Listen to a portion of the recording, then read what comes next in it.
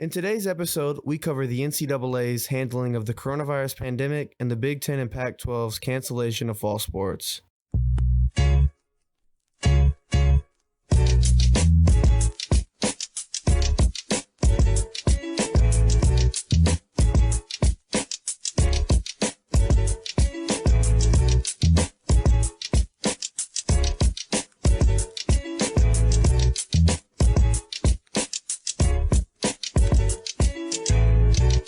Welcome back, everybody, to the Triple Threat Podcast with your host, Devin Bajek, Dak Woodall, co-host Silky P.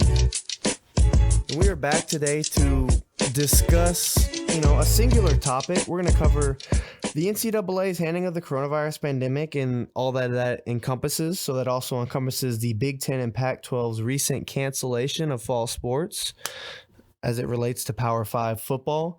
I know my co-hosts, my friends, they have some, pretty strong feelings about, either side. They can kind of see what both sides have to argue, whether it's, playing a season, whether it's, coming back in the spring or just delaying everything for a full year and coming back in fall 21.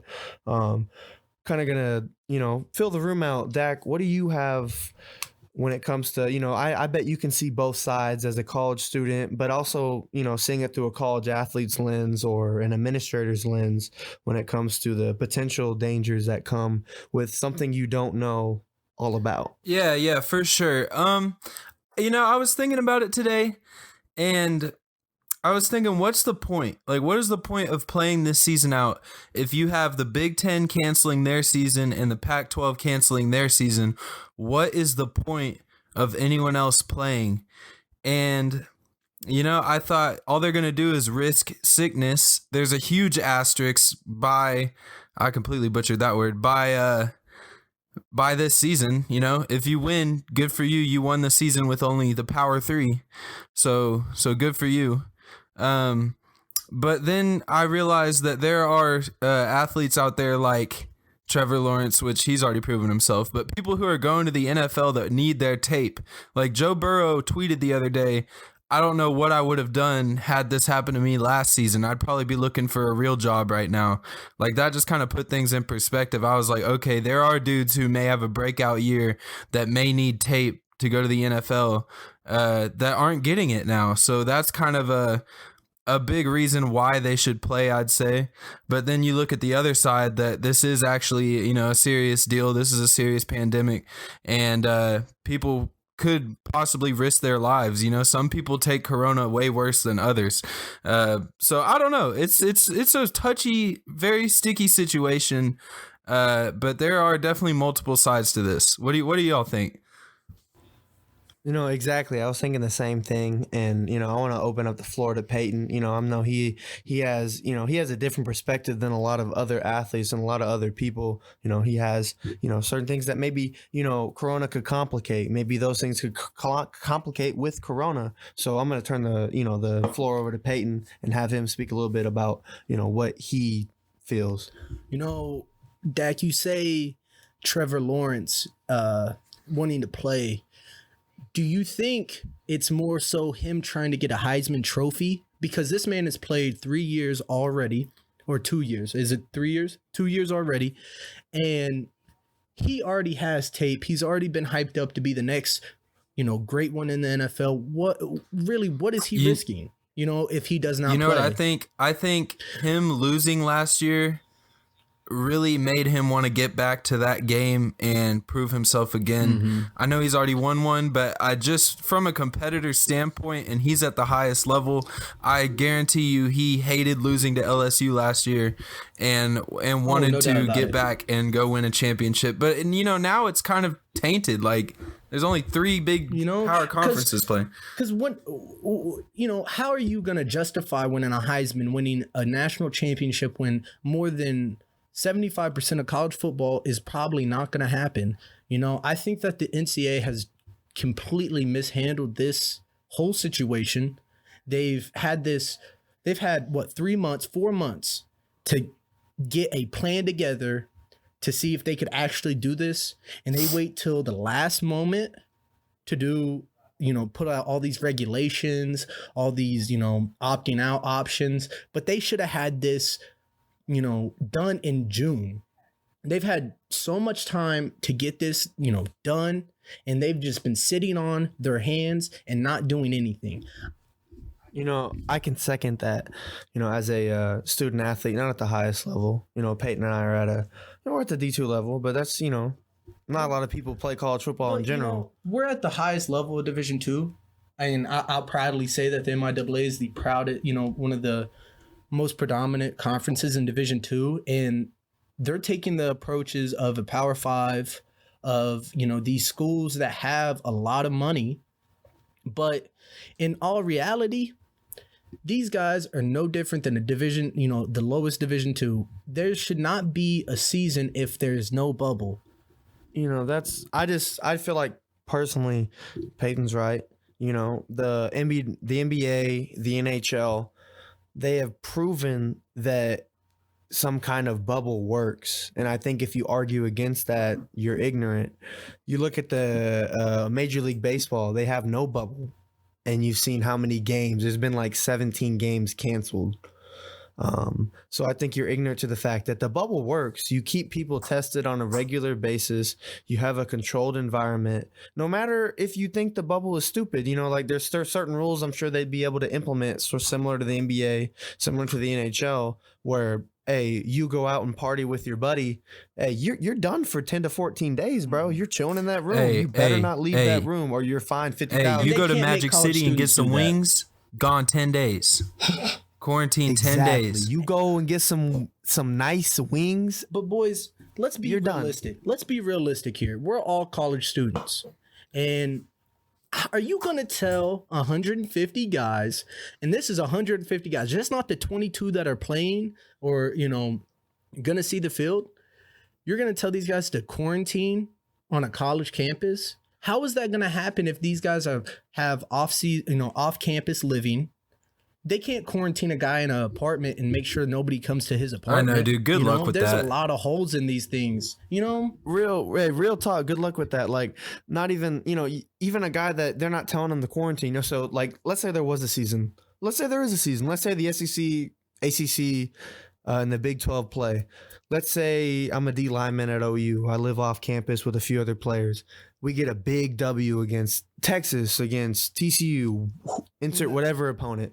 You're telling me I'm not going to go out that night to a bar that's popping in Norman, and I know I'm getting at least 5 to 7 free drinks just because I'm on the football team? That's so true. Come on now. You're being ignorant. You can probably convince those guys that are starting and those guys that are impact players. You can convince those guys because they have a lot to risk if they get COVID. But it's the dudes who aren't playing, bro. It could be the dudes that aren't playing that are like, oh, it doesn't matter if I get COVID, blah, blah, blah. Or it doesn't matter if I go to this bar. And then they bring it into the locker room. And next thing you know, your quarterback's got freaking coronavirus. You just never know, dude. There's so many possibilities. It is so crazy how many scenarios have run through my head of what could happen this season.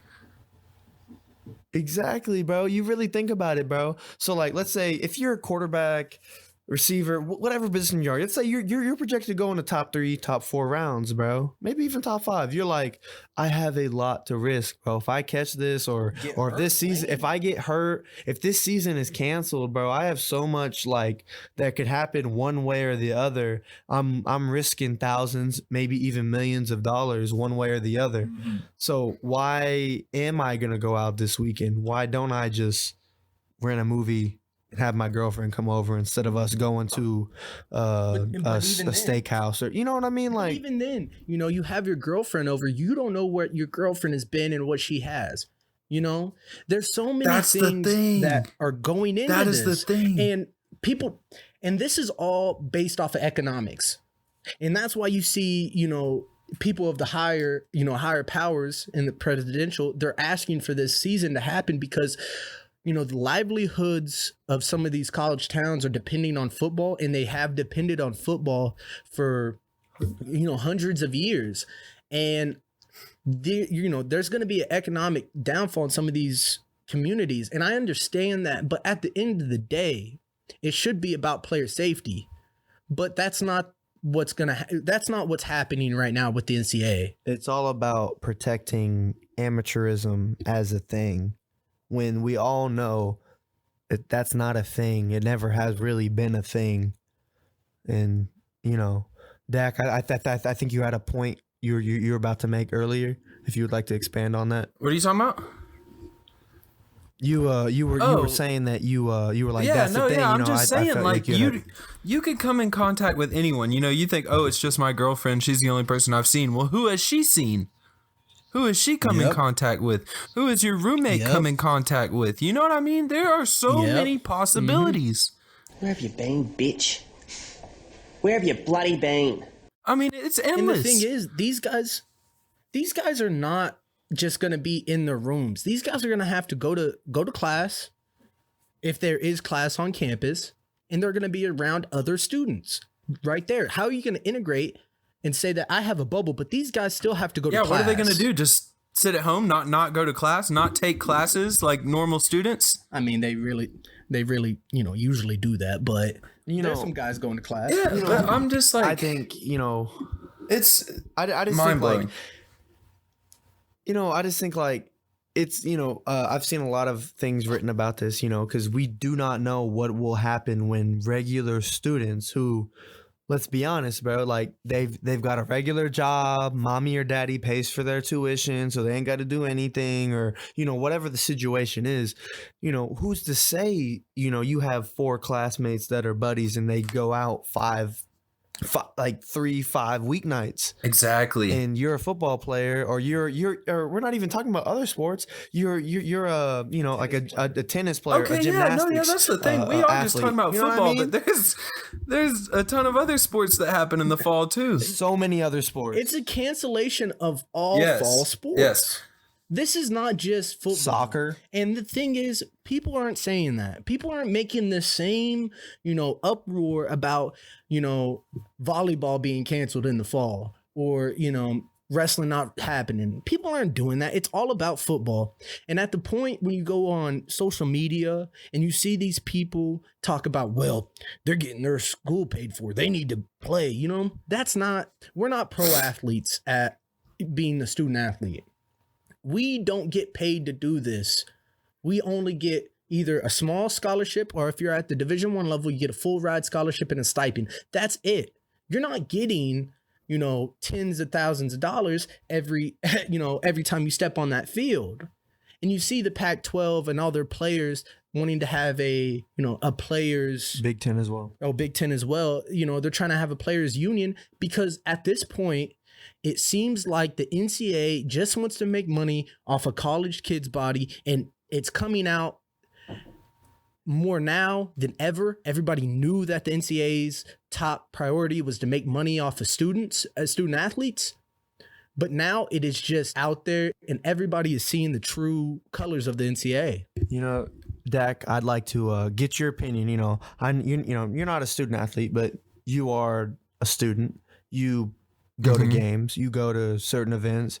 So like, how do you feel personally, about, because you're not blind to this. I feel like we've had conversations in a high school locker room about, how the NCAA treats their players. So like, you as like a student, how does that, like when you see that happen or like notice it, like how do you take that, or how do you feel about that in general? Are you talking about when I see the NCAA like trying to squeeze money out of the situation? See the NCAA profiting after student athletes, and I feel like people see it now more than ever, because there's a pandemic, there's a big world problem, and ever evolving thing in the world. And I think this pandemic has been good in certain ways, because it's highlighted certain institutions that have exploited certain things, and the NCAA is one of them. They're a nonprofit that has profited for years. So I think a viable solution, which, I don't know the whole entire details on the background of what liability would be if a university were to put players at risk, knowingly that there's a pandemic out there. But what if they had a thing like the NFL? And I think, didn't you guys have an opt-out clause? of some sort? Like what if they just said, we're going to have the season, and if you're scared for your safety and health, then you can opt out. It's on you. Well, the NCAA has came out and said that all players at all levels, if there is a season, have the opportunity to opt out. Personally, I have opted out of our season at UCO. I don't know if we're going to have one, but I have a lot of underlying conditions. So I did the smart thing, and I had to opt out for my health. I think if the Pac-12 and the Big Ten aren't having a season, there's no way that you guys have a season. Oh, no. And, the thing is, there's a lot. It's not more so skill players that people should be worried about. There are, hundreds of offensive linemen who are obese. And I'm not saying that they're fat, like just because but they're bigger people because they play offensive linemen. And then you also have to worry about the defensive linemen. Yeah, them as well. But they're at higher risk of developing worse cases of coronavirus than, anybody else. They're up there with COPD and cancer. So if you're not thinking about the offensive lineman, the defensive lineman in this thing, I don't understand how you're saying that this is for the players. Because I think that's hate to really delve into some real stuff, but that's one thing a lot of people have misrepresented or not talked about at all. A lot of the people that have been affected by coronavirus are people that are deemed quote unquote obese by the CDC or whatever, their BMI, or by their body mass index, the BMI. So that's something that people have to worry about. I think that's people that that's something that a lot of people definitely don't think about. They don't think about an offensive tackle at Wisconsin who's 335 pounds at 6'5" as being obese. But yes, you technically are obese. And, the Big Ten, they said that they made their decision because there's over 10, I think there's 10 players that have a disease. It's called myocarditis, and it's inflammation of the heart muscle. And there's already 10 players that have been found with this, and they help that helped them make their decision. But they're not saying that in the ACC. They're not saying that in the SEC. I don't understand why you should play when players' lives are at risk. And I'm not saying, ultimately, yeah, death is a big problem, and there could be somebody who dies. But say they don't die and they recover from COVID, there's still possibilities of having long-term effects from COVID. So if you tell a kid who's a freshman, hey, you're going to play this year, he catches COVID, there's more, things that come with COVID, like inflammation of the lungs, or he gets pneumonia, or he cannot breathe the same that he did before he had COVID. They are risking people's livelihoods from down the line. We're talking till they're 60, 70, till they die. We're talking about whole lives here, not just a year, not just 2 years. We're talking about kids that their whole lives will be affected if they get COVID, and symptoms that they did not think were going to happen, and they reap the benefits of playing a college football season. It's crazy, man. It really is crazy. There's so many different sides to this whole situation. Some sides, some people could get it and not even hardly be affected and be fine, and others could take it a whole different way. So you never know. You never know. There's just way too many things that could happen. But maybe it's safe for some people to play. Maybe it's unsafe for others. I don't know. I really don't know. There's just too many sides to it. I've seen a big thing on Twitter, just social media in general.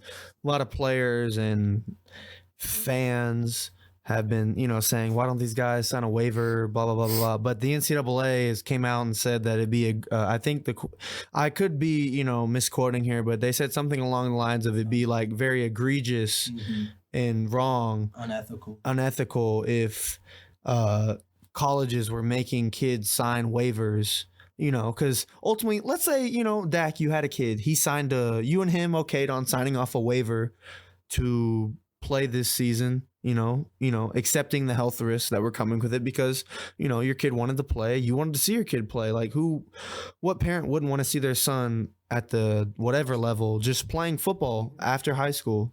I think every father, mother would.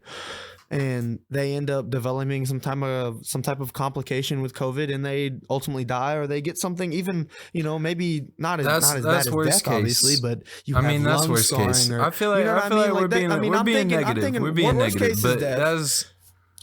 We are being negative. That is true. That is truthful. Things can happen. Negativity. But I'm being honest. I've heard a great quote, especially in this COVID-19 pandemic world that we live in, optimism is not reality. No, that's true. Not. Like, you got to look at the situation and be realistic with yourself.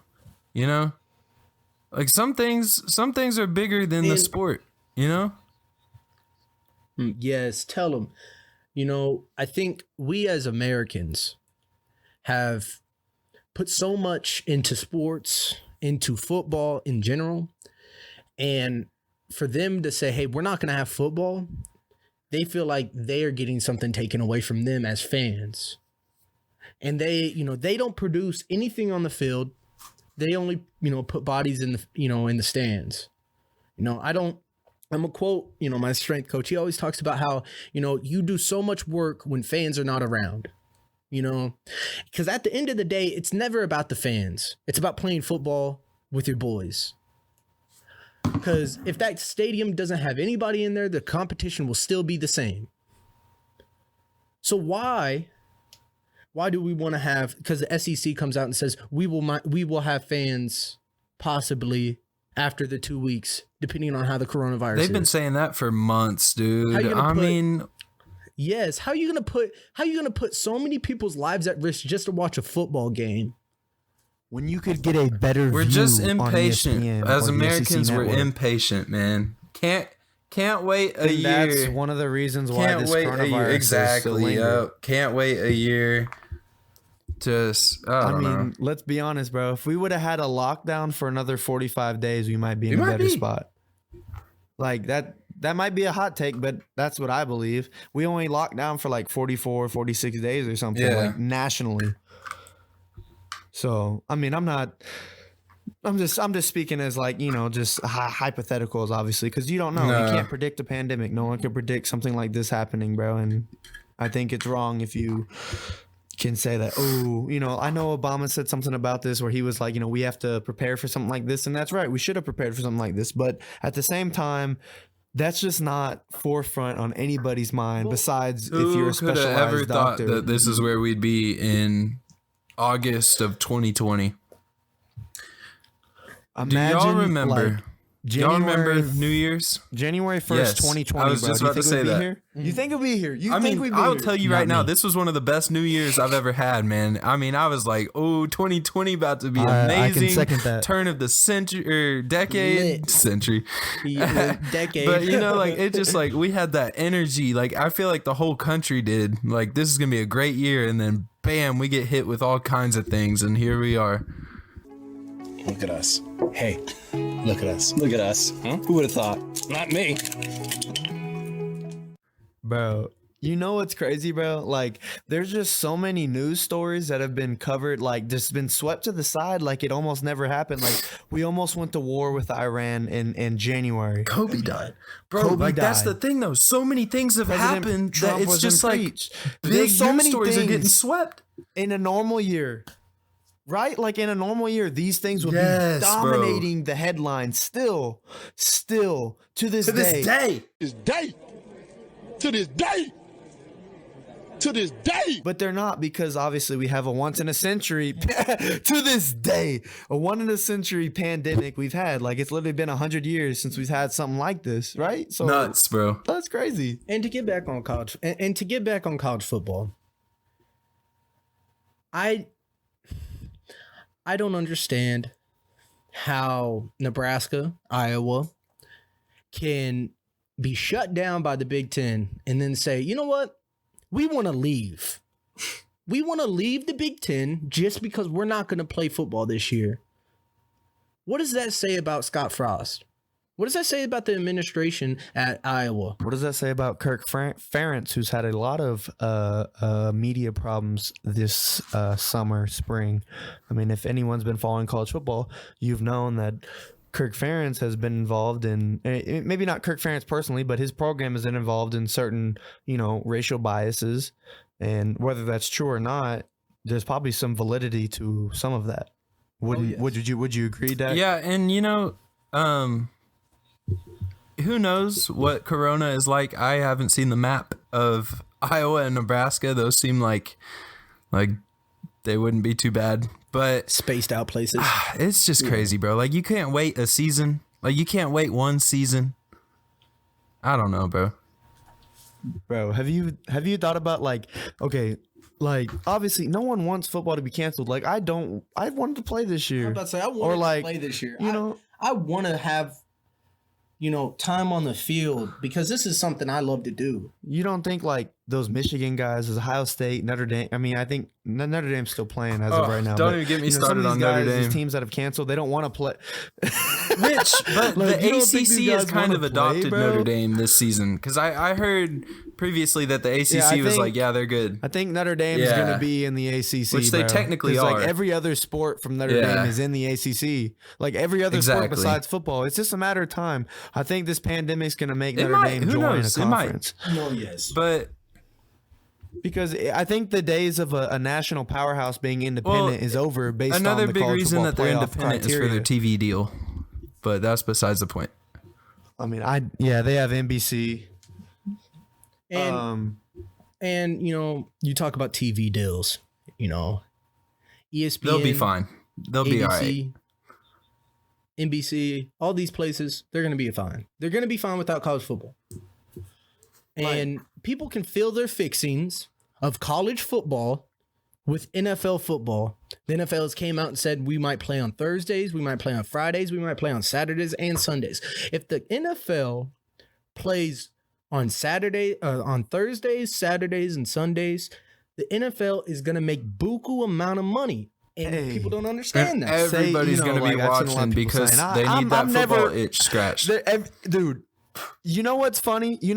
Bro, about the football scratch is that you're going to have people that have been like, if those players take a knee, I'm done. Yeah, well, what are you watching Ain't no now, way I'm bub? watching that. What you watching now?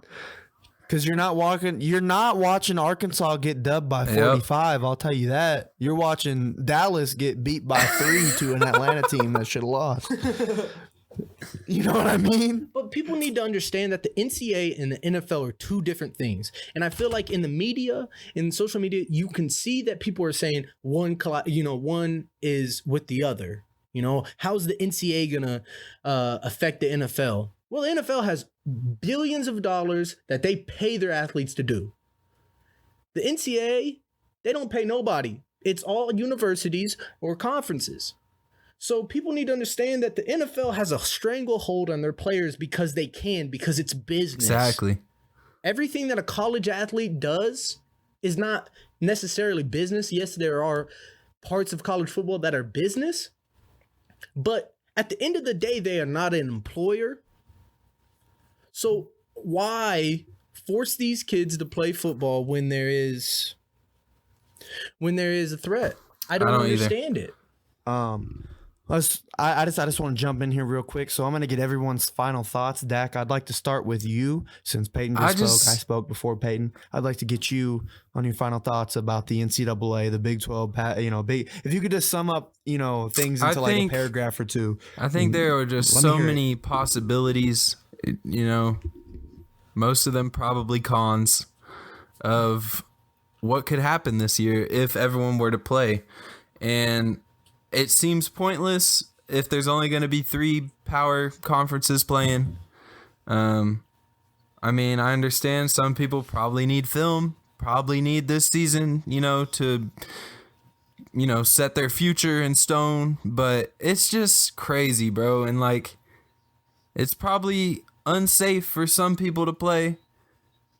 I feel like there's probably better things that the NCAA could have done. I feel like they procrastinated way too long.